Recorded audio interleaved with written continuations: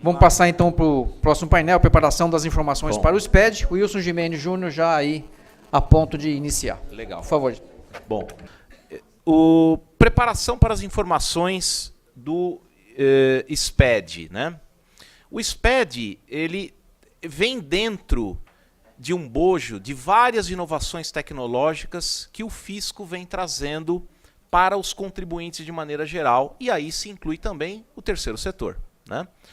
De longa data, a gente vem sendo monitorado veementemente pelo fisco municipal, estadual, federal, Previdência, Ministério do Trabalho, agora com o E-Social, a gente vai ver a próxima apresentação que vai falar sobre esse tema. Nós vivemos verdadeiramente um Big Brother fiscal, né? O governo impõe aos seus contribuintes uma verdadeira monitoração das suas operações. E aí a Receita Federal, sobretudo, tem os seus equipamentos de caça, né? Certo? O leão ele sai à caça dos contribuintes para verificar eventuais ilícitos tributários, eventuais irregularidades. E os equipamentos de caça são muitos e de última geração, né? O primeiro deles é o supercomputador apelidado de T-Rex. É um computador feito pela IBM, exclusivamente para a Receita Federal, pesa mais de 1 tonelada, né? E que tem como um cérebro um software chamado Arpia. A Arpia é uma famosa ave, né, de caça, né?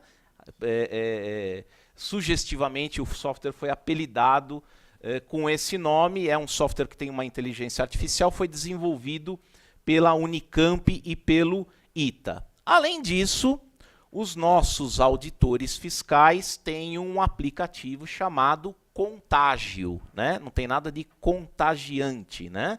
De contaminação, na verdade é contabilidade ágil, aonde ele extrai do balanço das demonstrações contábeis todas as informações e verifica o fluxo de pagamento entre as contas. E aí ele vai direto ao ponto, vou fiscalizar aquela conta que mais me interessa. E com isso ele ganha agilidade na fiscalização, maior celeridade, né? Dentro desse contexto surgiu o SPED, Sistema Público de Escrituração Digital, que tem como destinatário todas as administrações tributárias, né? O SPED ele tem como matéria-prima arquivos digitais produzidos pelas pessoas jurídicas, pelos contribuintes, e dentro desse contexto se inclui aí o terceiro setor.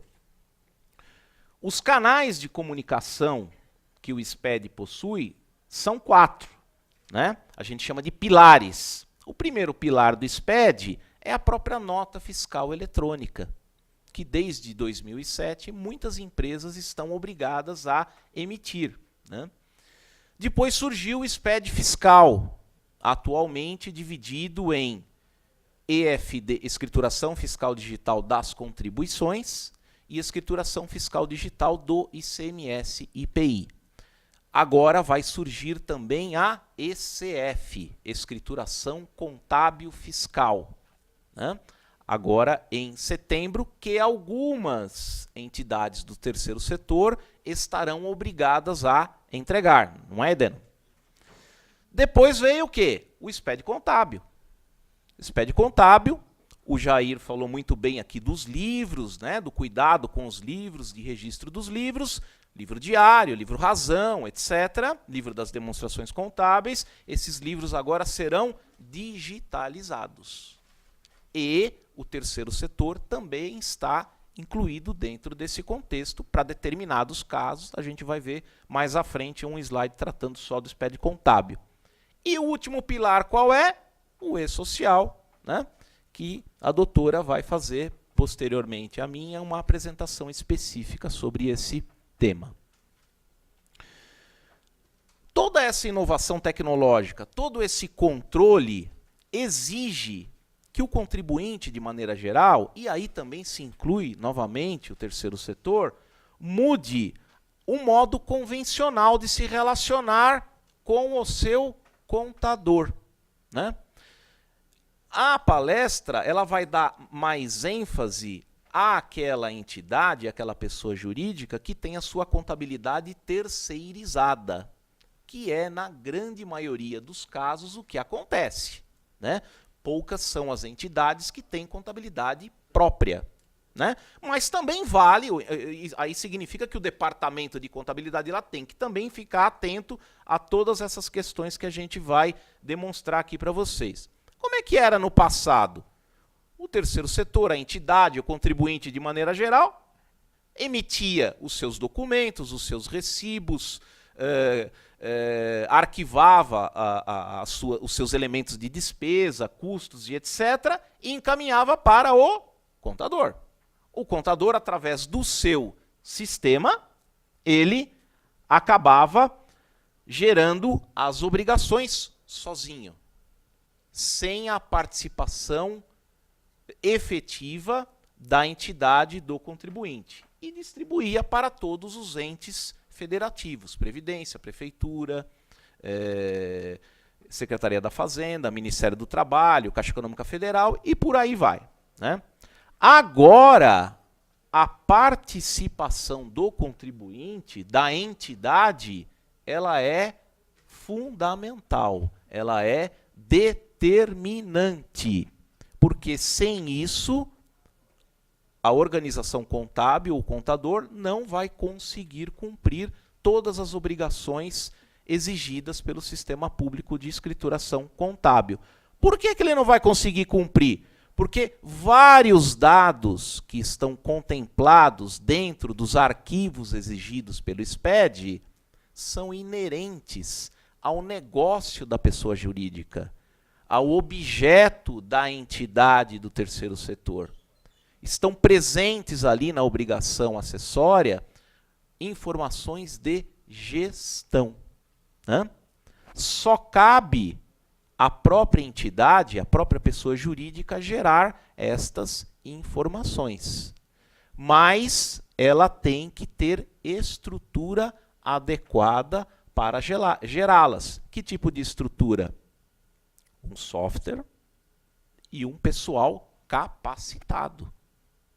Porque se essas informações não forem geradas adequadamente naquilo que cabe à parte da entidade, o contador não vai ter como completar, concluir a obrigação acessória. Se a gente for fazer uma retrospectiva lá no passado, não muito distante, já era mais ou menos assim, tá? O governo já exigia arquivos digitais das pessoas jurídicas antes do SPED que continham informações gerenciais, informações de gestão que o contador nunca fez, mas as entidades eram obrigadas a ter esses arquivos, os contribuintes de maneira geral. Por exemplo, o Sintegra. O Sintegra, com o advento da escrituração fiscal digital do ICMS e IPI, ele foi extinto, ele foi substituído pela EFD, ICMS e IPI.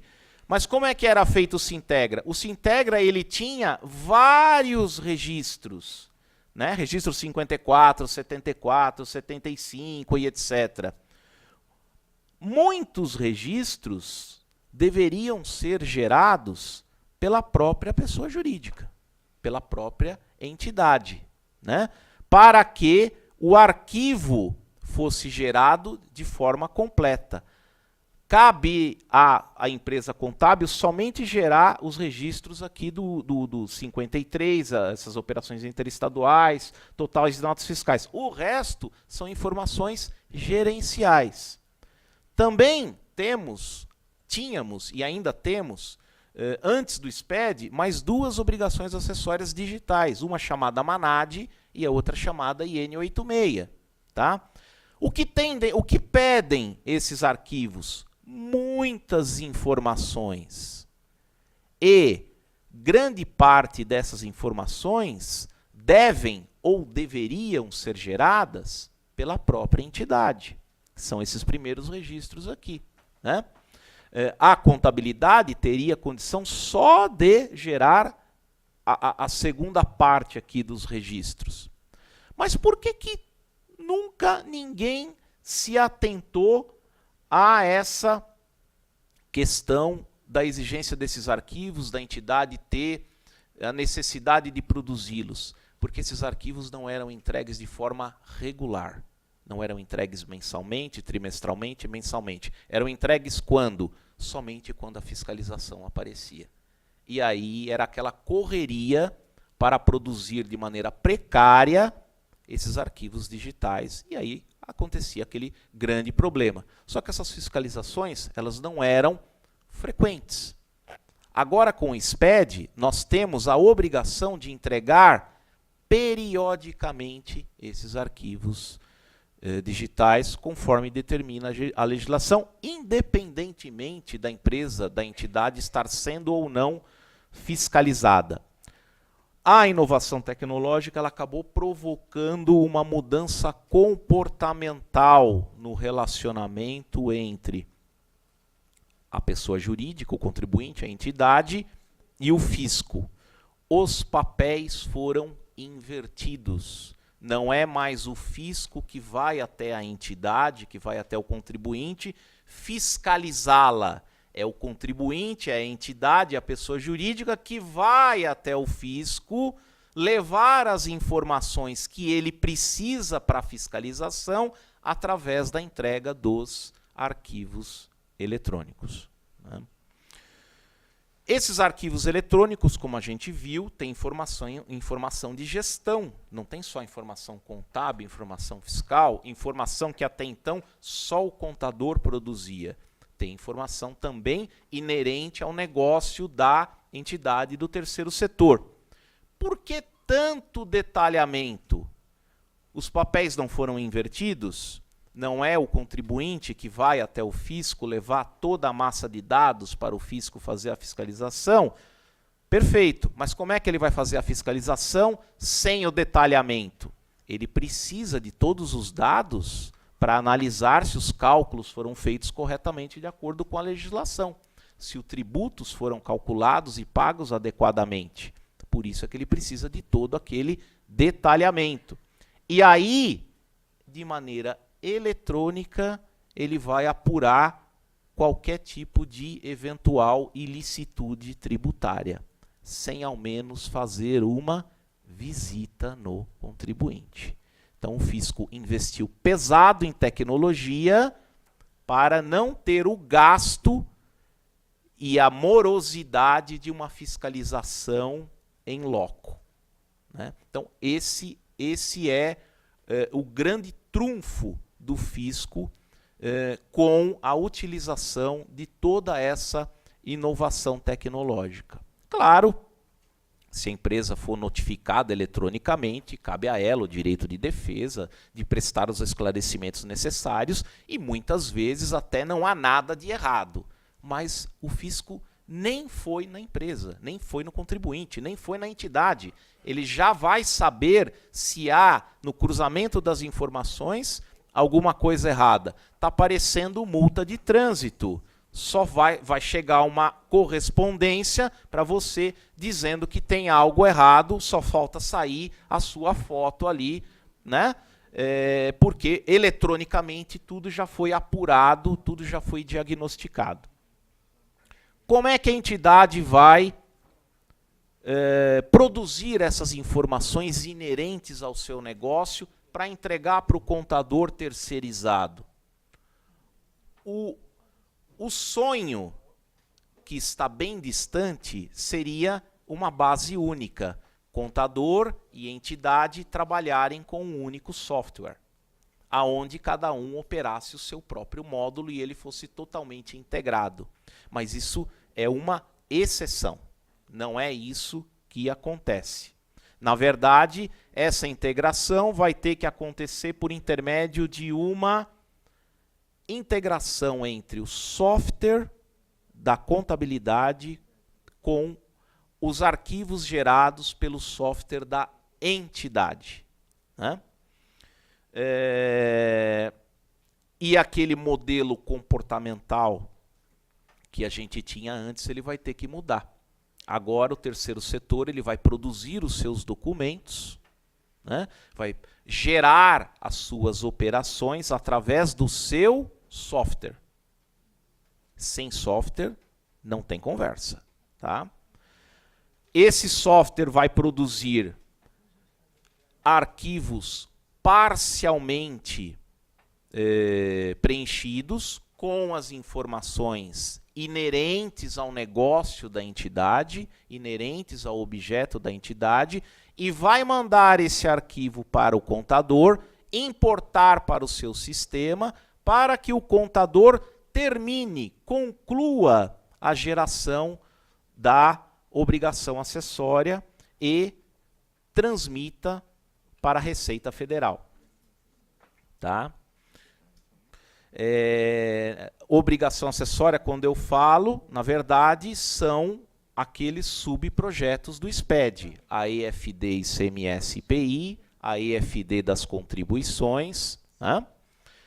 Daqui a pouco a ECF, né? A Escrituração Contábil Fiscal, daqui a pouco o E-Social, né? E por aí vai, né?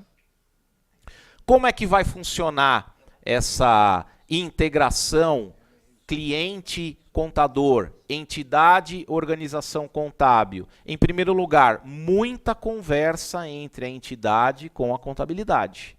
Muita conversa sobre isso. Muita conversa da entidade com o seu desenvolvedor de software. Muita conversa da contabilidade com o seu desenvolvedor de software.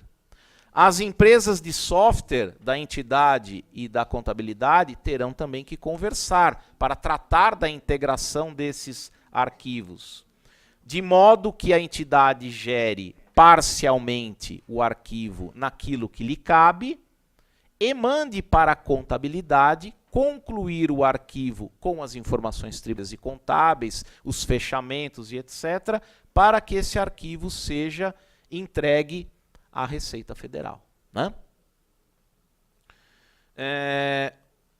A título de informação, como é que era a apuração de ICMS e IPI, né? Eu estou falando isso, entidades que têm... que existem entidades que têm atividade mercantil, tá? Que vendem algum tipo de produto, são obrigadas a entregar EFD, ICMS e IPI. Como que isso era feito antes da EFD? Eram livros em papel, né?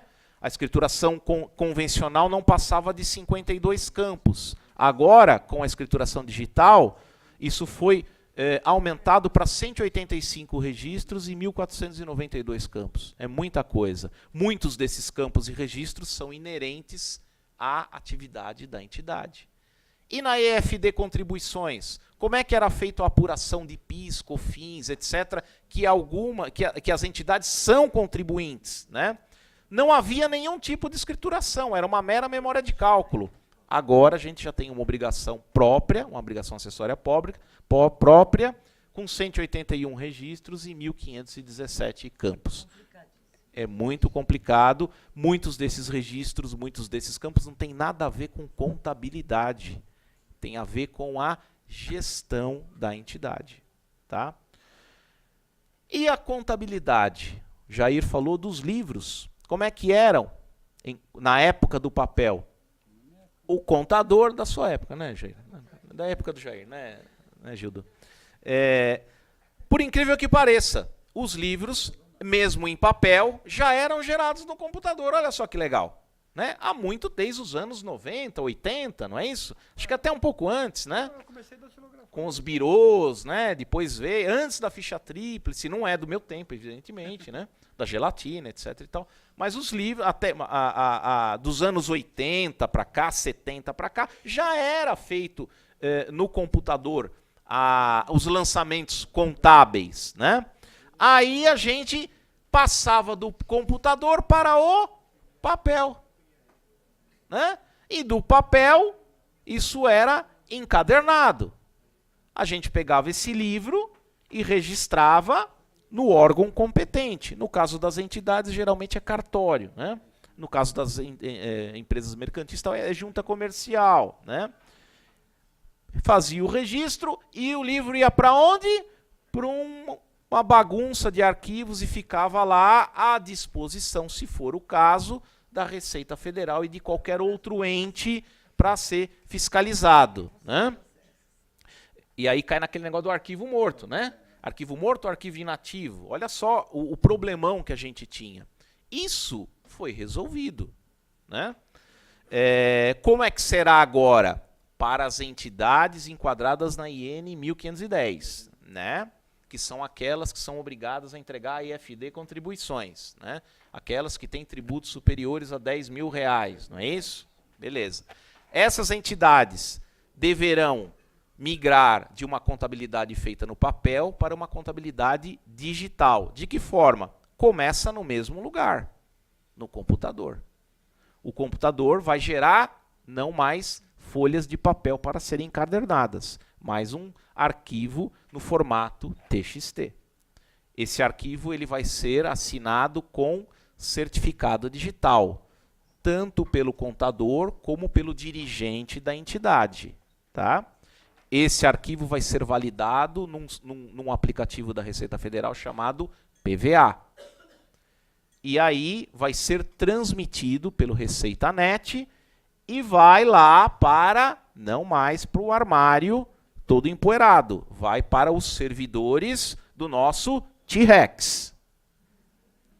E toda a contabilidade da entidade estará à disposição da Receita Federal para que ela fiscalize por 5 anos fora o ano corrente, né?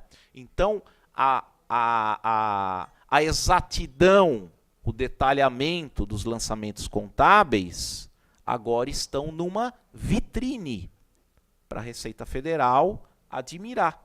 Virou sonho de consumo da Receita Federal, né? Então ela precisa estar minuciosamente, adequadamente dentro das normas brasileiras de contabilidade, rigorosamente dentro da legislação. Antes, o preenchimento de todos os documentos que envolvia aí os controles internos das entidades, das pessoas jurídicas de maneira geral, sobretudo das pequenas, era precário. Agora tudo é muito mais complexo, né? As entidades que têm estoque, que têm atividade mercantil, antes o estoque eram feitos através de relatórios precários. Agora a coisa vai ser bem mais detalhada. Para isso, de novo, sem software, a entidade não vai conseguir fazer isso. E o software sem gente capacitada para operá-lo também não vai dar certo. Então a entidade precisa se profissionalizar. Não dá mais para amadorismo, né? A falta de controles internos e a falta de estrutura por parte da entidade e também por parte da contabilidade, né? A contabilidade está preparada, o escritório de contabilidade, a organização contábil está preparado para a era do SPED, né? A falta de infraestrutura dos dois lados e a falta de controles internos é um verdadeiro suicídio. Você está entregando um arquivo com uma bomba relógio para a Receita Federal, tá? E se esses arquivos tiverem algum tipo de inconsistências, as penalidades são severas. No caso de dados inexatos ou omissos, 3% sobre cada dado inexato ou omisso. No caso de um pedido de esclarecimento da Receita Federal, R$500 por mês de atraso à solicitação da Receita Federal, sem falar na multa por atraso da própria obrigação em si, que aí a gente não está nem preocupado com isso. Essa fase de entregar os arquivos dentro do prazo já foi superada. Agora nós estamos preocupados com a qualidade da informação que está dentro daquele arquivo. Foi feita uma pesquisa pela Fiscosoft há uns 3 anos atrás, e o que demonstrou, está meio apagado ali, o que demonstrou que 50% dos arquivos naquela época, quando começou a vigorar a EFD das contribuições, foram entregues com erros, né, para serem retificados depois. Cuidado com as retificações. Temos multa por informações omissas ou inexatas. Então, se você for fiscalizado, não dá mais para retificar, né? Você já vai estar sob um processo de ação fiscal. Também foi feita uma pesquisa muito interessante por um blog sobre SPED, falando da integração, que foi abordado em alguns slides anteriores, entre o cliente e a organização contábil, entre o terceiro setor e a organização contábil. E o principal problema encontrado na geração da EFD das contribuições foi a precariedade na integração entre o software da entidade, da pessoa jurídica de maneira geral, e da empresa de contabilidade. E foram constatados muitos casos que a entidade, a empresa ou o contribuinte nem software tinha. Então aí vai ficar muito difícil, né? Isso é um dado muito preocupante. Essa pesquisa ela já tem mais de 2 anos, eu espero que isso tenha mudado, né? É hora de arrumar a casa. Não dá para a gente continuar tratando as questões tributárias com amadorismo. O governo se profissionalizou com tecnologia de ponta. É uma briga desigual, né? É preciso repensar a importância das obrigações acessórias, das obrigações fiscais. É preciso repensar o passivo oculto que pode estar inserido dentro daqueles arquivos que você entregou ou irá entregar, né? A organização contábil tem muito a contribuir com isso. Ela não pode só atuar depois do fato ocorrido, depois do mês que transcorreu, recebe a documentação para começar a fazer o trabalho. Ela tem como ajudar bastante a entidade na condução, nos seus controles internos do dia a dia, até mesmo antes do fato ocorrer, para que quando esse fato ocorra, ele ocorra e seja revestido dentro de todas as formalidades legais, né?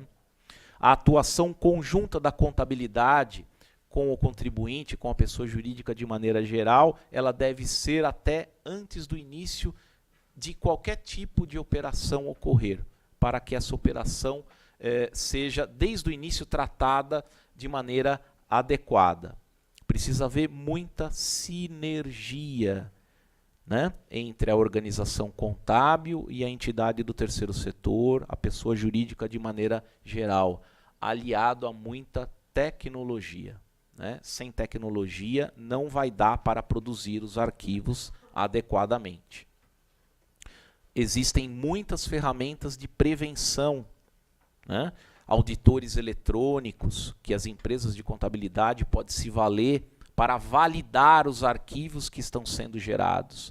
Existem muitos auditores eletrônicos que a própria entidade também pode usar na hora que emite os seus documentos fiscais para verificar se esses documentos foram emitidos corretamente. Um documento fiscal emitido errado, uma nota fiscal eletrônica, por exemplo, emitida errada, compromete a EFD contribuições, compromete a EFD ICMS IPI, ou seja, o processo nasceu errado, vai terminar errado, né?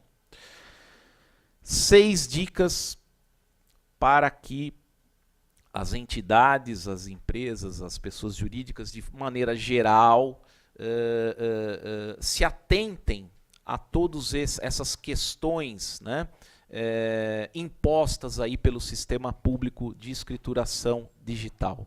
Em primeiro lugar, procure uma solução completa.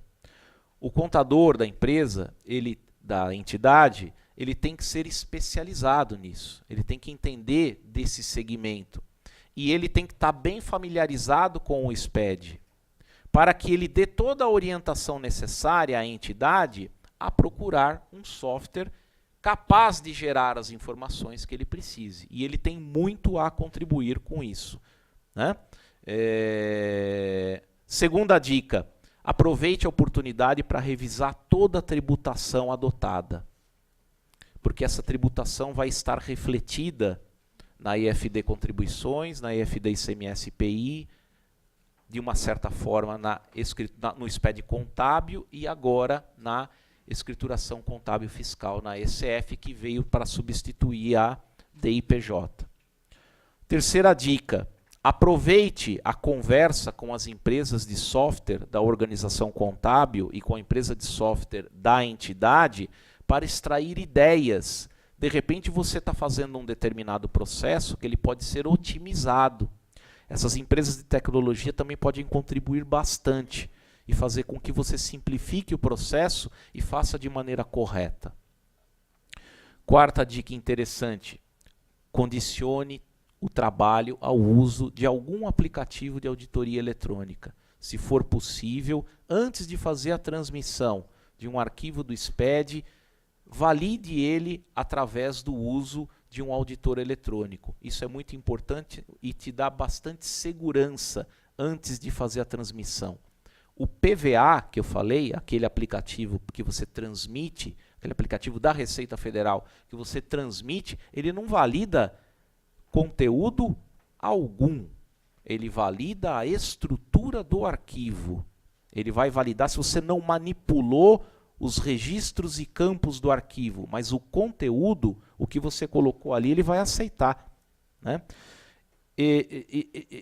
Já estamos sabendo que arquivos entregues em branco serão recusados, né? Não é isso, Jair? Né? Então já existe um trabalho da Receita Federal para recusar, aí o PVA já vai começar a fazer algum tipo de validação de conteúdo.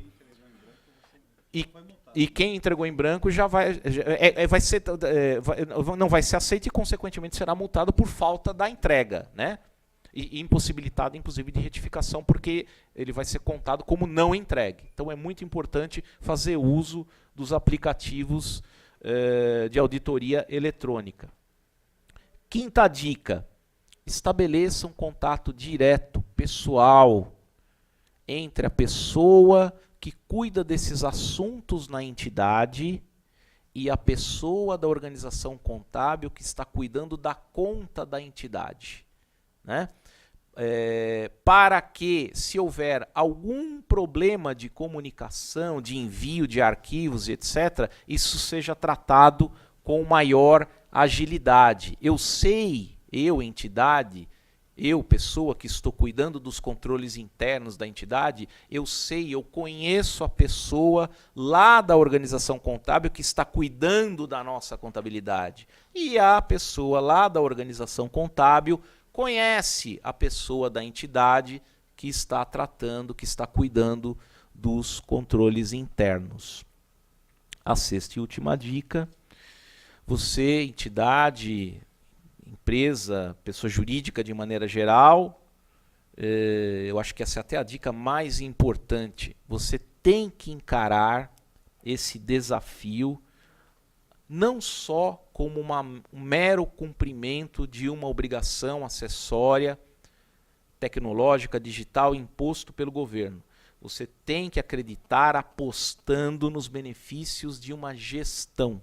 Já que eu vou ter que adquirir uma solução tecnológica, um software para produzir aquilo que me cabe naqueles arquivos, eu vou aproveitar esse software e vou melhorar, vou fazer uso dele para melhorar a gestão da entidade. Consequentemente, eu vou profissionalizar a minha entidade do terceiro setor, né? Eu vou dar um ar de gestão para seguir todas as regras cabíveis, cumprir com as obrigações acessórias, né? Atender o fisco e melhorar, otimizar os meus processos. Era isso que eu tinha para mostrar para vocês. Estou aqui à disposição para esclarecer qualquer tipo de dúvida. Ok? Muito obrigado. Bom dia a todos. Parabéns, Wilson, pela apresentação. Eu acho que a gente tem aí uma lição de casa, né? Cada um de nós aí em levar a informação e procurar organizar as entidades de uma melhor forma, visando unicamente proteger e dar continuidade a um trabalho que uma organização realiza na sua comunidade, na sua cidade. Bom, partimos então já para o próximo tema, a implantação do E-Social. A doutora Vanessa aí está já se preparando para a apresentação, mudando de lugar com o Wilson, para que ela tenha acesso lá às informações. E esse também é um outro projeto que vem aí com uma mudança bastante radical em relação ao que nós temos hoje no controle de pessoal. O E-Social ele tem uma amplitude, é última fase da implantação do SPED, cujas informações são bem diferentes do que nós tínhamos hoje. O controle efetivo dos colaboradores, a documentação, os registros, enfim, tudo é uma mudança bastante radical. Então, acho que esse tema é muito relevante também dentro desse painel e dentro desse seminário que vai aí também mostrar para vocês a importância da implantação. Doutora Vanessa, com a palavra, então pode dar continuidade aí no seminário. Obrigado. Muito bem. Tendo em vista que nós estamos em plena era digital, eu gostaria de iniciar a minha explanação com uma frase de Steve Jobs, quando ele lançou o MacBook lá em 2008, né, aquelas porcarias eletrônicas que nós tanto amamos, né? E lá naquela oportunidade ele disse assim: existe algo de inovador no ar. Senhores, existe algo de inovador no ar, mas não é somente no que tange ao E-Social, não é somente um novo sistema do governo federal, ou um novo leão fiscal, ou um novo leão digital, ou um novo leão pessoal, como as pessoas estão dizendo por aí, né? Aliás, no Brasil, o leão é o único animal que não é o rei da selva, né? É o cobrador de impostos. Muito bem.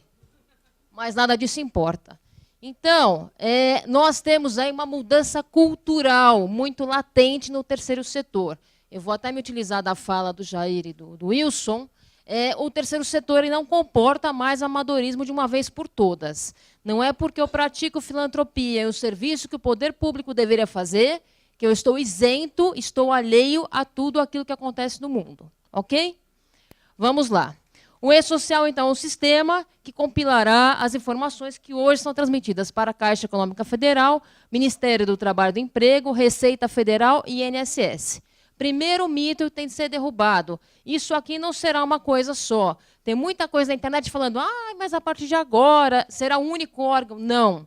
Os órgãos trabalharão de forma integrada. Então, esse sistema que ele compila todas as informações e depois ele explode, como nós falamos em TI, ele pulveriza para os órgãos as informações.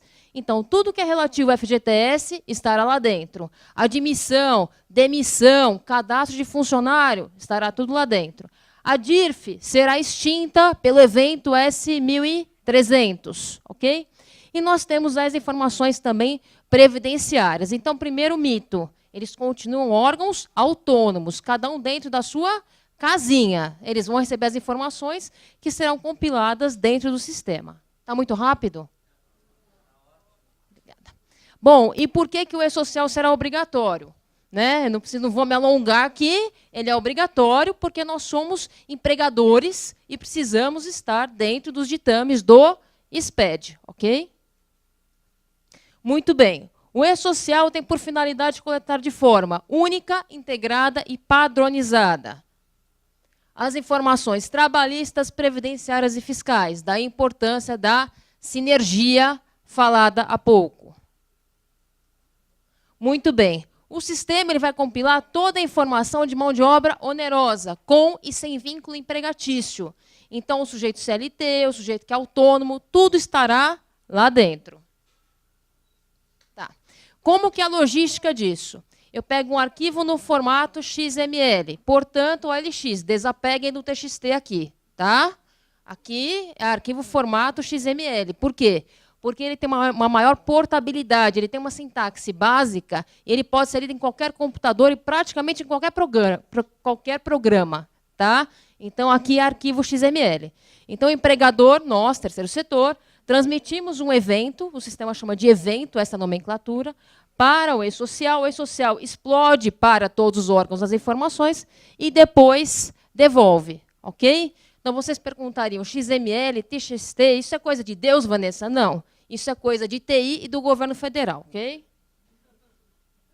Muito bem. O e-social, ele trata 4 tipos de evento. Então, eu tenho um macro, eu tenho o gênero evento e as espécies eventos iniciais, de tabelas, os eventos não periódicos e periódicos. A matéria é muito densa, então eu vou tratar dos principais pontos, ok?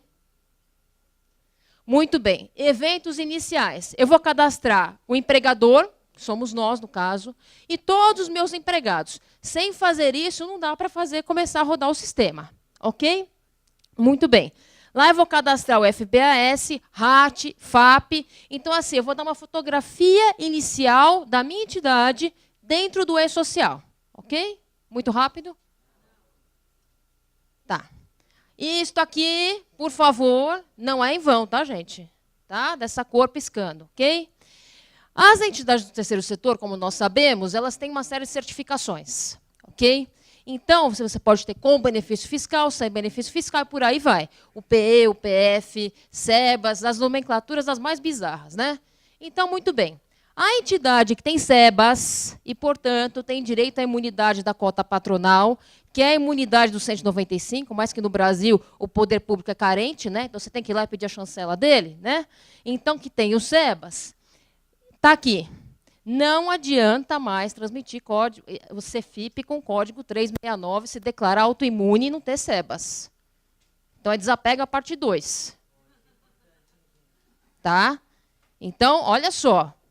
Não adianta. Se você tem SEBAS, você vai ter que colocar todas essas informações onde? Na primeira espécie de evento, que são os eventos iniciais. Eu preciso colocar qual é o ministério, o número do certificado, qual que é a portaria. Tá? A pergunta que sempre vem, né, Lúcia? E se acontecer do meu pedido de certificado de 2009 de renovação, está lá e até agora o MEC não olhou? Sinto muito, filme triste. Porque não há, inclusive na versão 2.0 que foi publicada agora em fevereiro, não há uma saída para isto. É uma situação muito complexa, tá? Então, assim, desapeguem do 639 quem não tem SEBAS. Não dá para lançar o número antigo? Não, na verdade, não. A discussão é os certificados que você tem lá, o antigo, ele não está válido. Você entrou com a renovação e ainda não foi apreciado o pedido. É como a gente falar em direitos, se tivesse na justiça, está subjúdice. Né? Então, esse é o ponto. Esse é o ponto. Não. Não. Não. Ele tem. O que a gente tem enfrentado, Jair, é assim: você tem um certificado, ele está para vencer, você vai lá no MEC, bate a porta do MEC e você faz um pedido de renovação. Ok? Que é importante. E aí, o MEC, por exemplo, ele está há 5 anos já para analisar esse pedido, gera o número de PAF, de processo, né? E até agora ele não analisou. A pergunta que fica é, tem o SEBAS ou não tem o SEBAS para fim de e-social? Então, mas só... O SEBAS antigo, então, que estava em vigência, esquece os protocolos. Então, mas aqui a gente vai ter um campo que ele vai pedir exatamente a vigência. Aí você cai na informação inexata. Aí cai naquela informação inexata.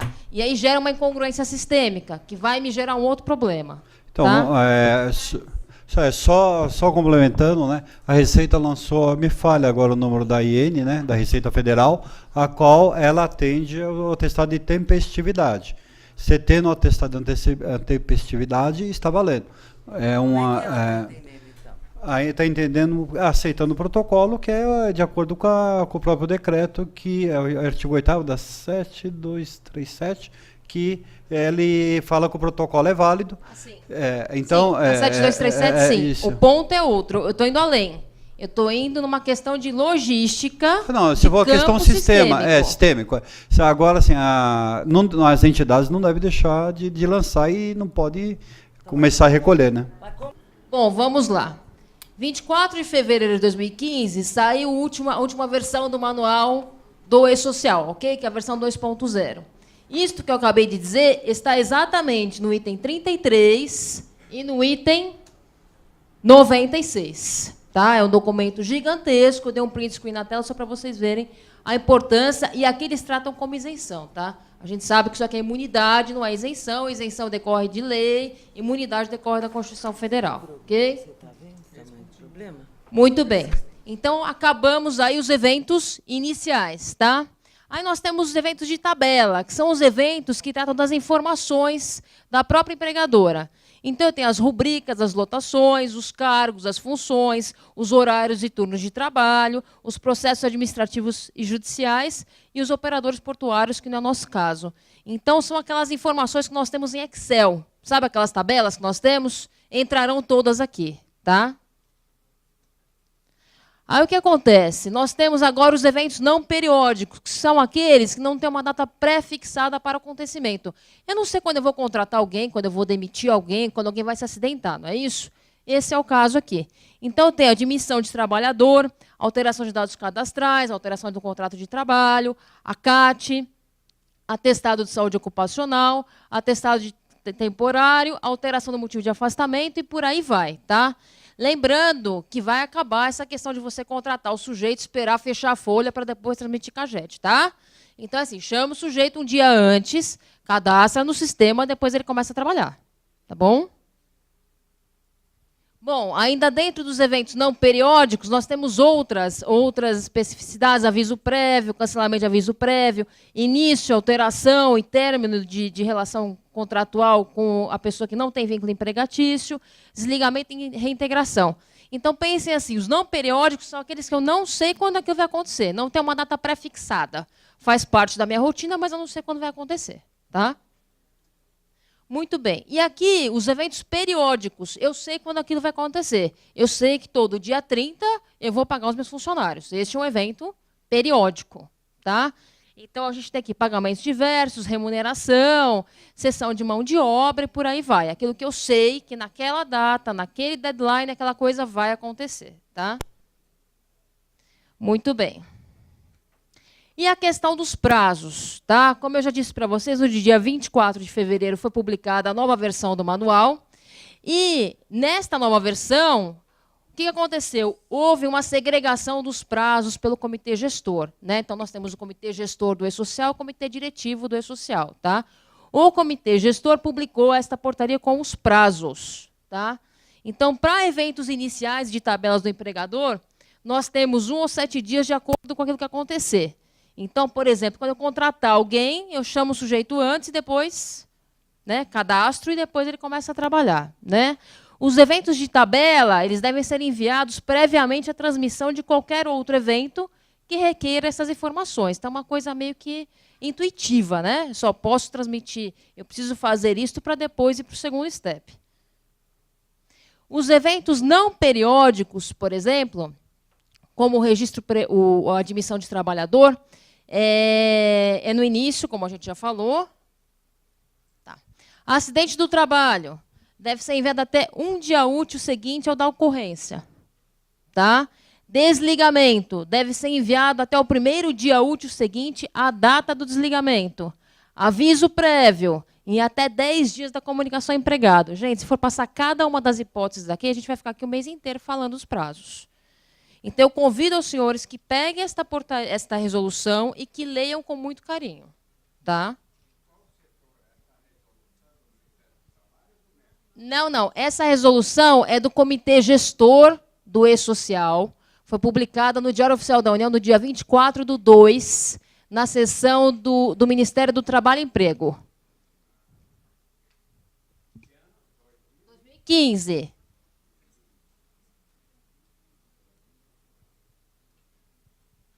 Tá? Então, por favor, consultem, lá tem todos os prazos. Depois eu vou disponibilizar esse material no site da Ordem, tá? Porque ele é muito extenso, ok? Muito bem, de onde vem o E-Social? Vem do SPED, né? Dispensa apresentações, e vem da própria Constituição Federal. Não adianta falar que esse compartilhamento, esse grande Big Brother, é inconstitucional. Gostem ou não, o próprio Constituinte já previu que a administração pública ia trabalhar de forma integrada. Tá bom? Para fins de compartilhamento de informações. Tá? Os objetivos do E-Social, basicamente, são as mesmas metas do SPED, né, em linhas gerais, que é o gênero, o E-Social é só uma espécie, né? Mas eu concordo em gênero, número e grau com o Wilson, de que, na verdade, essas ferramentas todas serviram muito mais a aumentar o poderio de fiscalização do poder público do que qualquer outra coisa, porque é muito mais fácil você fiscalizar uma coisa centralizada do que tudo pulverizado aqui. É melhor eu pegar uma pilha de papel aqui do que sair distribuindo papéis aqui e de um em um para ver o que está escrito, não é isso? Então, na verdade, tem aqui os objetivos, mas a gente sabe que o objetivo maior é aumentar a fiscalização. E a arrecadação. Obrigada. Como que vai ser o acesso? Até 7 empregados, código de acesso. Mais de 7 empregados, certificação digital A1 ou A3. Pergunta: o E-Social pode ser transmitido para o procurador? A resposta é sim, tá? Como a gente faz hoje com as OACs, as obrigações acessórias, tá? Isso está nessa resolução número 1 do Comitê Gestor também, tá? Aqui, então, os órgãos envolvidos dentro da instituição, não vou repetir isto, né, que é a questão da sinergia, então tem que ter o RH falando com o DP, que fala com a contabilidade, o jurídico, e todos juntos de mãos dadas em prol de um bem comum. Muito bem. E aí nós teremos a eliminação de uma série de obrigações acessórias. MANAD, GFIP, RAIS, CAGED, DIRF, CAT, PPP. Então, eu deixo de ter uma situação pulverizada e passo a ter uma situação unificada, tá? Aqui são os dois comitês, como eu falei para vocês, que foram criados. A gente tem um comitê diretivo do E-Social, a gente tem um comitê gestor do E-Social. O comitê diretivo está muito mais ligado à questão de política, ok, do E-Social, das políticas do E-Social, e o comitê gestor muito mais à logística, ao andamento, tanto assim que essa resolução número 1, ela é do comitê gestor, tá? Oi? Isso. Tá? E aqui algumas disposições gerais, né? Cada um dos órgãos participantes do E-Social, eles regulamentarão, né, dentro da sua competência, aquilo que prevê o decreto 8373. De novo, cada um continua dentro da sua casinha, não tem uma confusão de competência entre eles. Tá? E aqui uma informação importante, sigilo bancário e fiscal, né? Não adianta a gente transmitir isso tudo para um sistema e depois isso vira público e se dá da publicidade, e aí a gente tem um monte de informação confidencial. Tá? Então, uma grande preocupação dos advogados, principalmente, é a questão da publicidade desses atos. Quer dizer, eu entrego tudo, como que isso vai ficar lá dentro do sistema? Então, há uma previsão legal de sigilo fiscal e bancário. Ainda que relativa na prática. Tá? Então, estamos passando por uma verdadeira revolução digital. Tá? E a questão do cronograma. Então, a coisa vem se arrastando desde 2013. Né? Então, veio a versão 1.0, veio a versão 1.1, veio a versão 1.2, né? E, finalmente, agora nós temos a versão 2.0 publicada nessa mesma resolução. Tá? Qual que é a expectativa? 6 meses a partir da publicação começa o ambiente de testes. E depois, mais 6 meses, o ambiente de produção. Ou seja, o E-Social vai começar a rodar em 2016. Né? Oremos todos juntos que isso aconteça. Né? Já são 3 anos já que a coisa vem se arrastando. Tá? Então, toda essa questão do manual pode ser vista no próprio Diário Oficial e no site do governo. Tá?